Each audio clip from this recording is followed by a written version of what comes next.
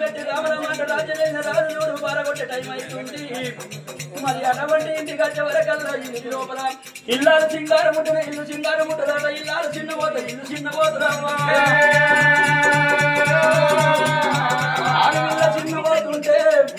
మరి రాజు అటువంటి నీళ్ళ చిన్నవారాజు కన్నా చూసిండు